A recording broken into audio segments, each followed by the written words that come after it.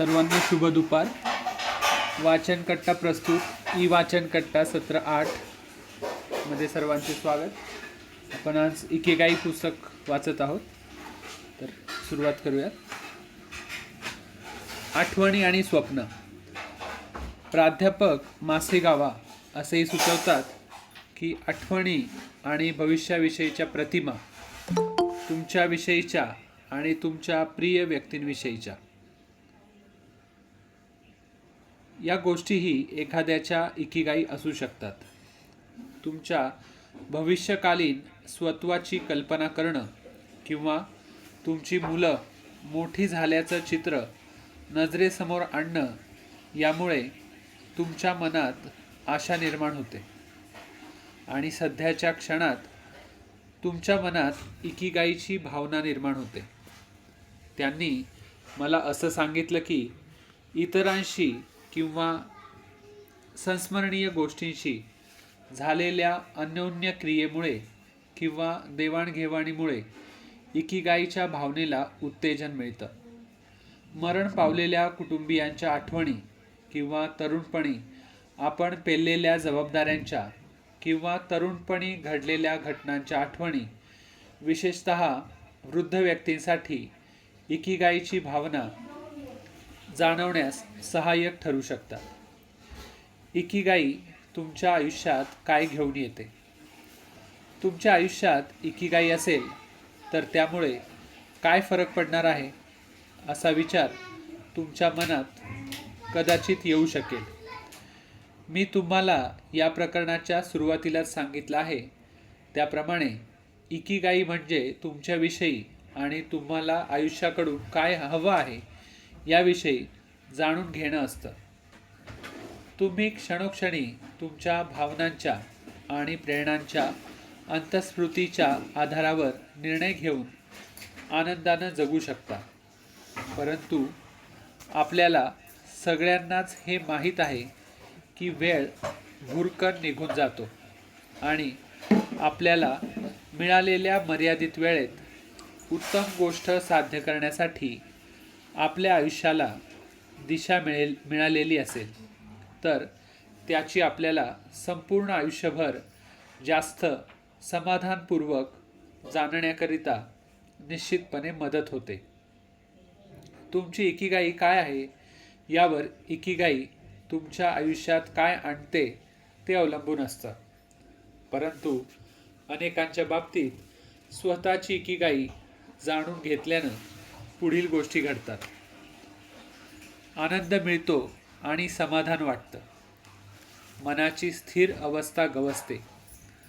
तुमच्या दैनंदिन जीवनावर अधिक चांगलं नियंत्रण राहतं. विकास आणि प्रगती होते. हेतू किंवा ध्येय सापडण्याची जाणीव होते.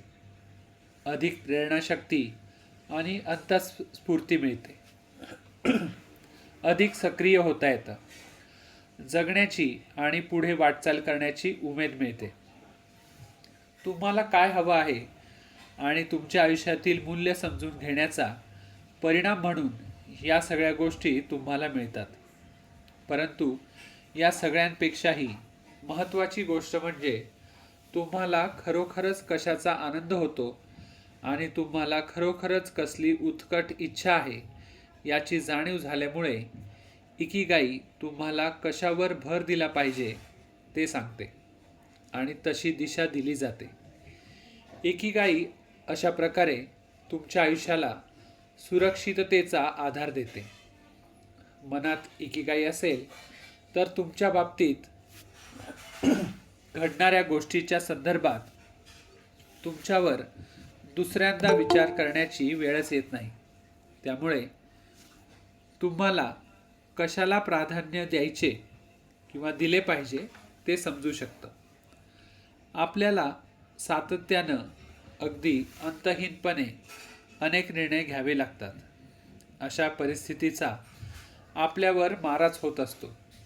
परंतु तुमची इकिगाई तुम्हाला माहीत असेल तर तुमच्या निर्णयांविषयीच्या असुरक्षितता तुम्ही नष्ट कराल आणि अधिक चांगले निर्णय घ्याल. तुम्हाला एकदा तुमची इकिगाई समजली की तुमचा वेळ तुम्ही कसा घालवता यांसारखे अगदी साधे निर्णयही तुमच्यासाठी आपोआपच घेतले जात असल्याचं तुमच्या लक्षात येईल. 5व्या प्रकरणात इकिगाईचा हा पैलू आणखी उलगडण्यात आला आहे. स्वारस्य प्रकरण 3. स्वारस्य आणि इकिगाई. जिज्ञासा. जपानी लोक अतिशय जिज्ञासू असतात. हा जपानी लोकांमध्ये आढळणारा सामायिक गुणधर्म माझ्या लक्षात आला आहे. तुम्ही टोकियोला भेट दिली तर तुम्हाला जपानी लोकांच्या जिज्ञासूपणाची चिन्ह शहरभर विखुरल्याचं आढळेल. नव्यानं उघडण्यात आलेल्या दुकानांच्या किंवा रेस्टॉरंटच्या बाहेर तुम्हाला रांगा लावून उभे असलेले लोक दिसतील. आठवड्यातील 7ही दिवस 24 तास उघड्या असलेल्या अनेक दुकानांमध्ये किंवा रेस्टॉरंटमध्ये अनेक ऑफर्स असलेली कित्येक नवीन उत्पादनं असतात आणि त्यांच्या बाहेरही नवीन उत्पादनांची आपली अतिइच्छा भागवण्यासाठी उभे असलेले जपानी ग्राहक तुम्हाला दिसतील. कॅलिफोर्निया राज्याच्या आत चपखल बसू शकणारं जपान हे छोटंसं बेट आहे, परंतु तिथे अत्यंत वैविध्यपूर्ण सूक्ष्म संस्कृती आहे. फक्त टोकियोत किंवा क्योतोमध्येच स्वारस्यपूर्ण संस्कृती नाहीत, तर सर्वच्या सर्व 47 अधिकार क्षेत्रांमध्ये प्रिफेक्चरमध्ये त्यांच्या स्वतःच्या स्थानिक संस्कृतीचा संच आहे. मग ते खाद्यपदार्थ असोत किंवा कलाप्रकार असोत. जपान हे एक बेट असल्यामुळे तिथल्या लोकांनी सातत्यानं नवीन आणि रोचक कल्पना शोधण्यासाठी त्यांच्या बेटाबाहेरच्या जगाकडे पाहिलं आहे, असंही आपण म्हणू शकतो. पर्ल्स एस बक या अमेरिकन लेखकानं असं नमूद केलं आहे, जपानचे लोक हे प्रत्येक संस्कृतीतील उत्तम गोष्टीवर संशोधन करणारे आणि त्यांचा शोध घेणारे आहेत. ते इतरांकडून जे काही शिकले त्याची त्यांनी भ्रष्ट अक्कल केली नाही, तर त्या गोष्टीचा त्यांनी सर्जनशीलतेनं वापर केला. त्यांच्या जीवनपद्धतीकरिता जे उपयुक्त होतं ते त्यांनी अंगीकारलं, काही गोष्टी बदल केला आणि त्यांच्या वेगळ्या पद्धतीनं स्वीकार केला. त्यांची संस्कृती ही इतर संस्कृतीमधील उत्तम गोष्टी व त्यांच्या स्वतःच्या स्थानिक संस्कृती यांचा प्रासंगिक मिलाप आहे. बकनं सुमारे 50 वर्षापूर्वी हे निरीक्षण नोंदवलं आहे, पण ते आजही तितकंच खरं आहे. तुमची इकिगाई शोधण्यासाठी तुम्हाला आयुष्याविषयीच्या जिज्ञासू दृष्टिकोनाचा उपयोग होईल. तुमच्या जिज्ञासूपणाच्या पाठपुराव्यातून तुम्ही कृती करण्यास उद्युक्त व्हाल आणि आपण पाहिलं आहे त्याचप्रमाणे कृती करणं हा तर इकिगाईचा मूलभूत पैलू आहे. छंद. अनेक जपानी लोक छंदांच्या स्वरूपात त्यांच्या जिज्ञासेची जोपासना आणि पाठपुरावा करतात. टोकियो स्थानकाच्या जवळ असलेल्या जिब्बोचो नावाच्या बाजारात जुन्या पुस्तकांचा ढांडोळा घेणं हा टोकियोत राहत असताना माझा छंद होता. त्या एकट्या परिसरात जुन्या पुस्तकांची 170हून अधिक दुकानं होती.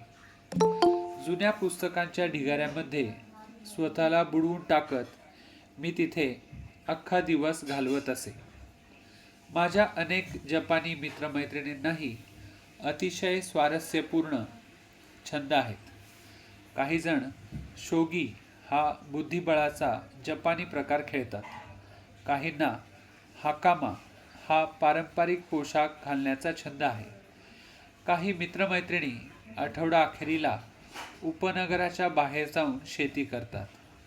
इतर काही जणांना आवडता किमोनो घालून आपल्या मैत्रिणींबरोबर जिनाच्या टोकियोतील अतिशय गजबजलेल्या खरेदीच्या परिसरातील रस्त्यांवरून भटकंती करण्याचा आनंद मिळतो.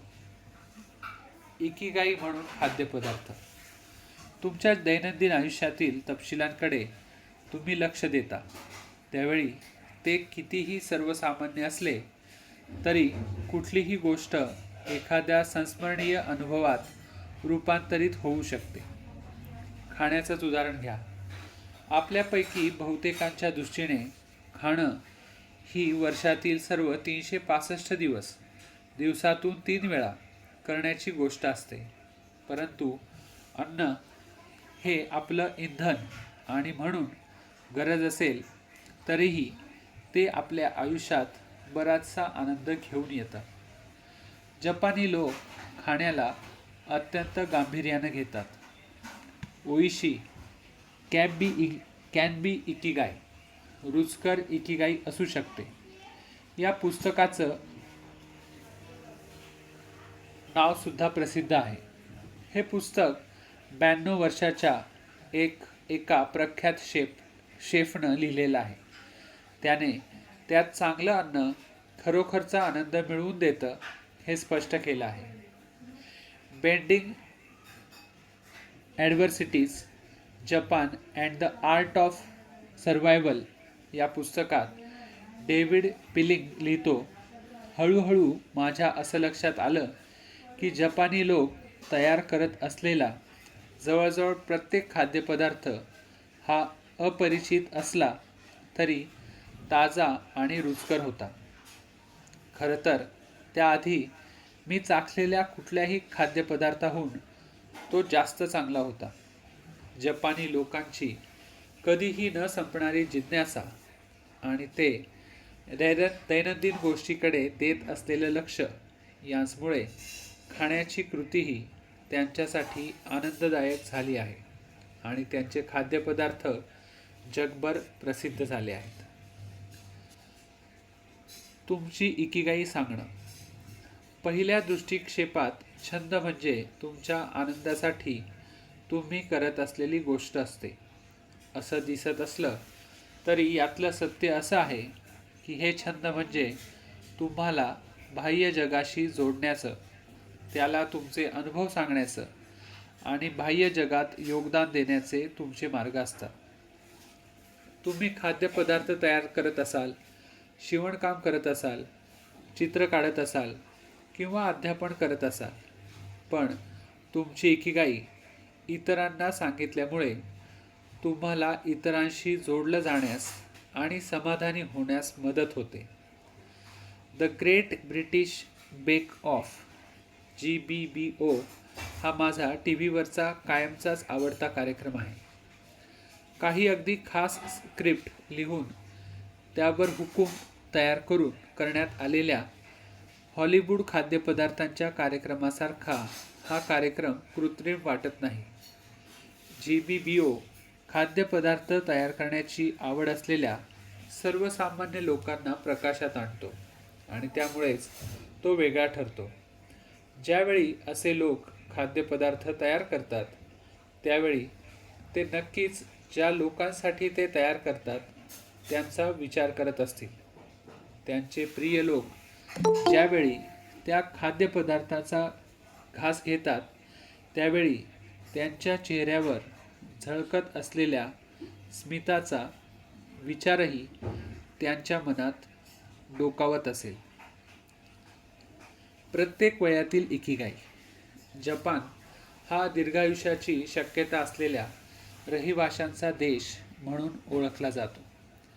माझा पती निक हा अमेरिकन आहे, परंतु 3 वर्षाहून जास्त काळ जपानमध्ये राहिल्यानंतर त्याच्या लक्षात आलं की जास्त वयस्कर लोक हे अतिशय सक्रिय होते. तुम्ही पारंपरिक जपानी बगीच्यांना भेट देता किंवा हायकिंगला जाता त्यावेळी तुम्हाला जास्त वयस्कर लोक हमखास भेटतात. ते गटागटांनी चाललेले असतात किंवा जोडीनं फिरत असतात. ते आजूबाजूला फिरतात आणि नेहमीच छायाचित्र घेतात. त्यांच्याकडे नेहमीच वेगवेगळी चांगली साधनं असतात आणि त्यामुळे ते रस्त्यात सहजासहजी हरवत नाहीत.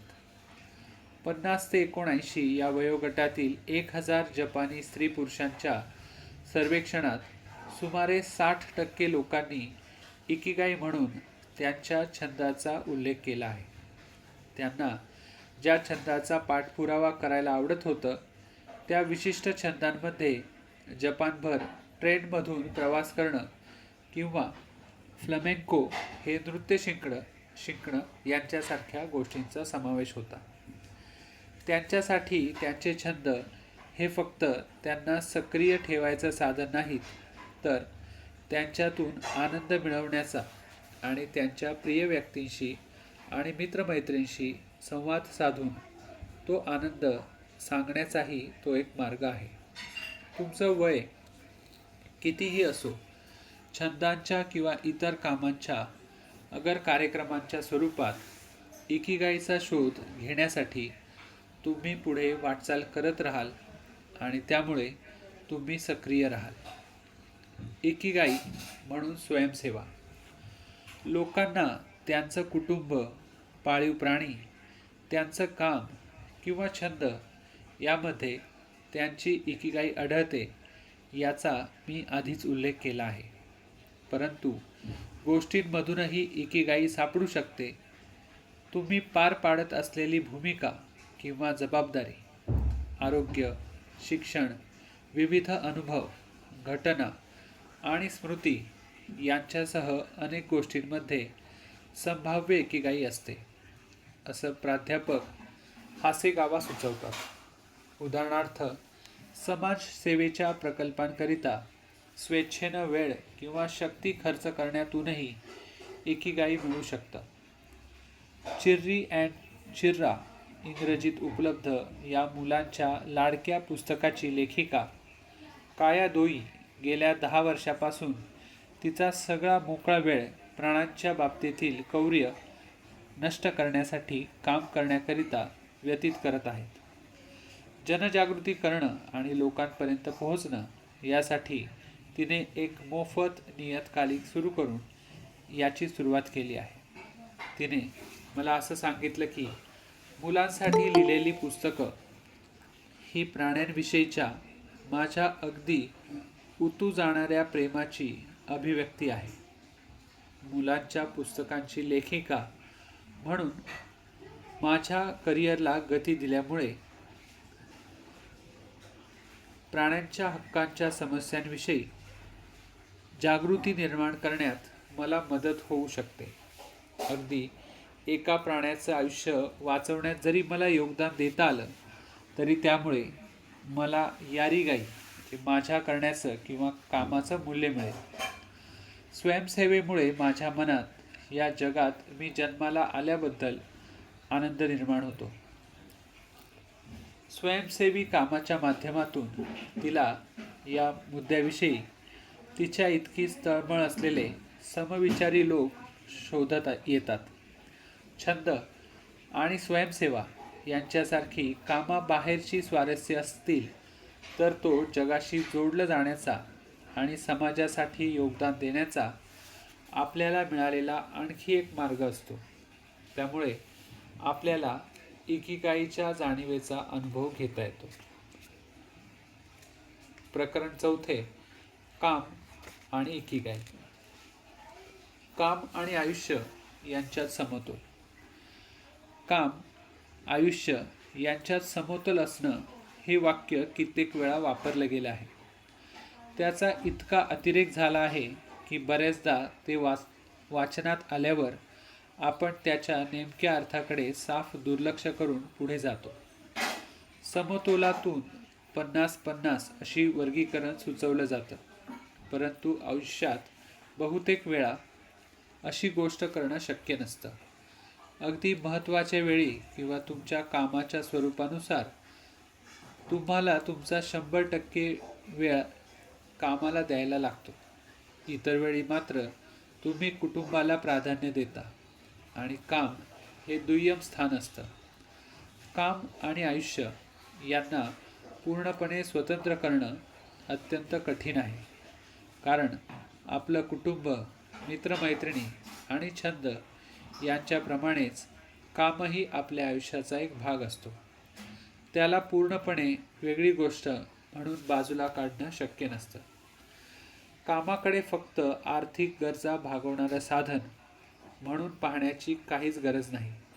परंतु ज्यावेळी दर आठवड्यात तुम्ही कामावर किती वेळ खर्च करता याचा विचार करता, त्यावेळी दीर्घकाळाकरिता काम करण्यास तुम्हाला प्रेरणा मिळावी म्हणून तुम्ही कामात इकिगाई शोधणं आवश्यकच असतं.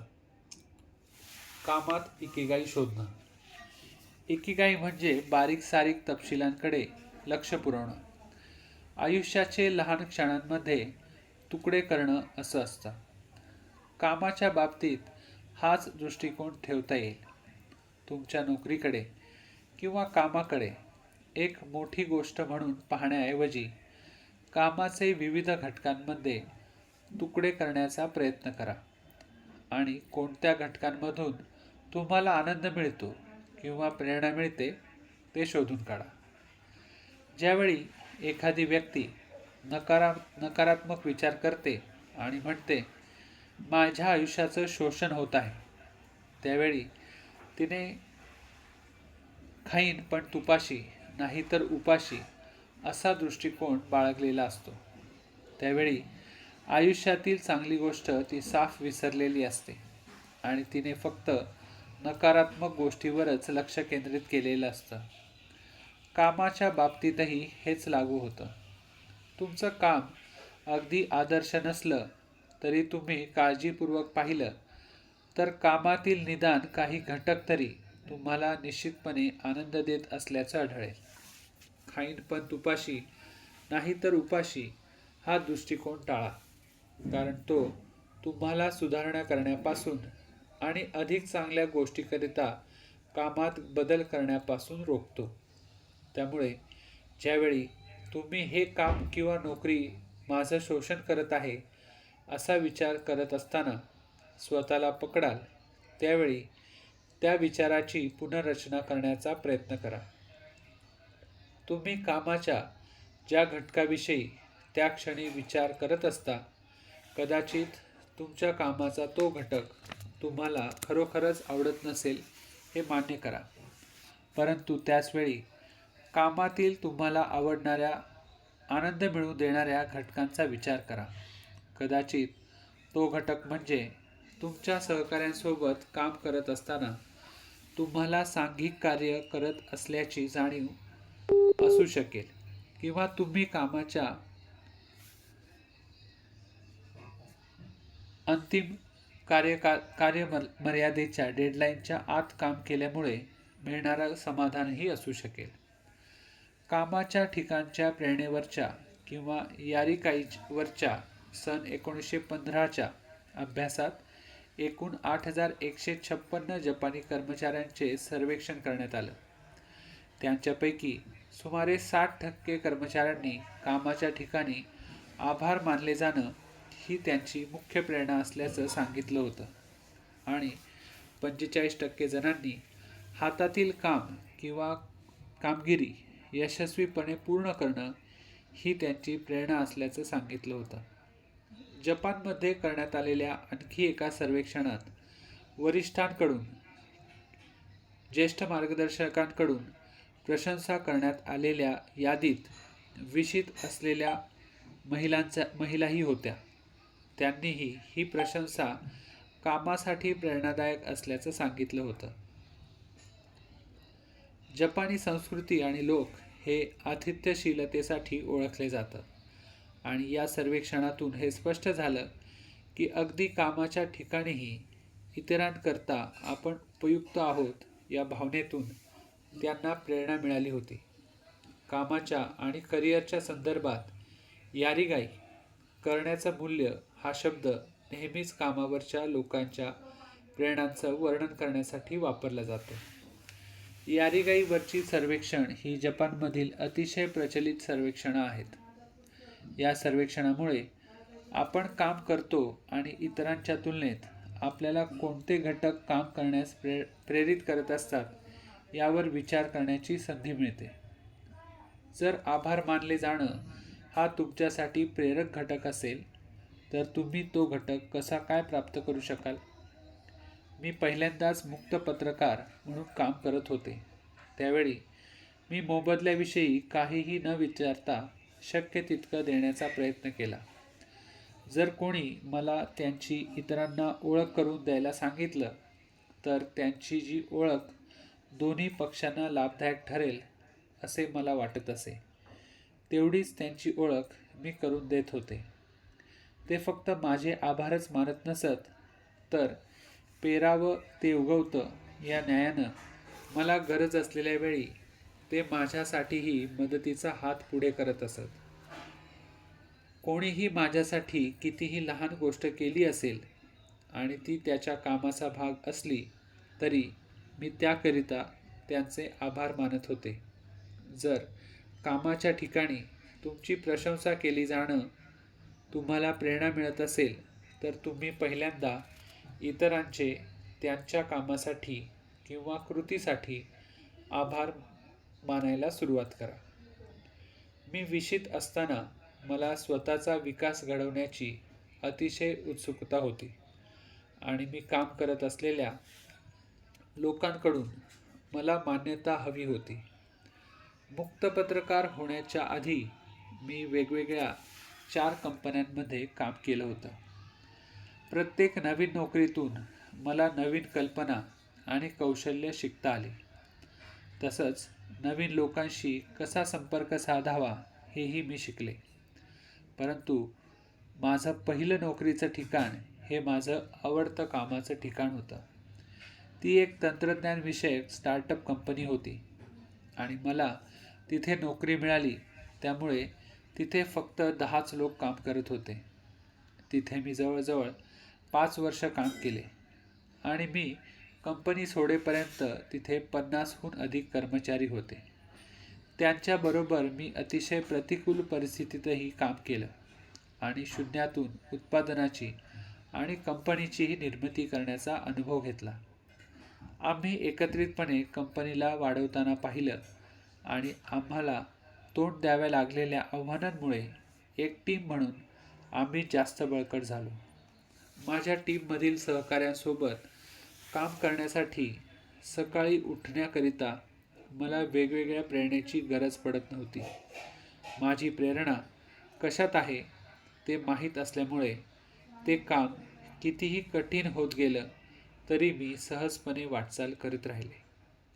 सन 2016 मध्ये 5000 जपानी स्त्री पुरुषांच्या करण्यात आलेल्या एका सर्वेक्षणात 82% लोकांनी असं उत्तर दिलं की त्यांच्या मनात समाधानाची भावना निर्माण होण्यासाठी त्यांना कामाच्या ठिकाणी आनंद वाटण्याची गरज होती.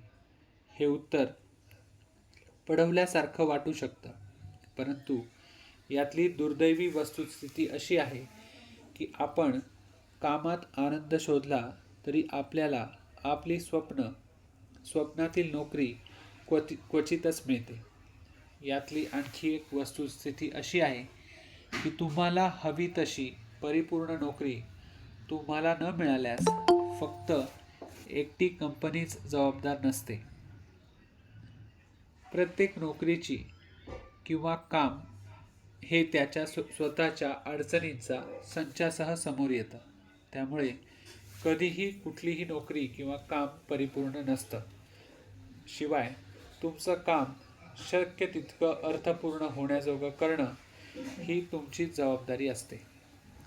याच अभ्यासात 74.4% लोकांनी त्यांना फक्त जे काम दिलं असेल तेवढंच काम करत राहण्याऐवजी सक्रिय राहून ते स्वतःच कामात आनंद शोधू शकतात असं सांगितलं होतं. त्यांच्या व्यावसायिक आयुष्यात इकिगाई शोधण्यासाठी नोकरी स्वीकारण्याची त्यांची इच्छा असल्याचं त्यांनी सूचित केलं होतं. Job conflict. तुमच्या हेतूंमध्ये, बलस्थानांमध्ये आणि उत्कृष्ट इच्छांमध्ये जास्त चपखल बसण्यासाठी सक्रियपणे तुमच्या कामाला किंवा नोकरीला आकार देण्याला जॉब क्राफ्टिंग असं म्हणतात. तुम्हाला दिलेलं काम निष्क्रियपणे करत राहण्याऐवजी त्याला आकार देण्याची किंवा त्याची रचना करण्याची ती कृती असते. यालाच जेन डन किंवा ॲमी रिझबस्की यांनी सन 2001 मध्ये जॉब क्राफ्टिंग असं नाव दिलं आहे. आजचं वाचन इथे पूर्ण करूयात. आपण सर्वजण आलात याबद्दल धन्यवाद. पुढच्या रविवारी भेटू ठीक 12 वाजता.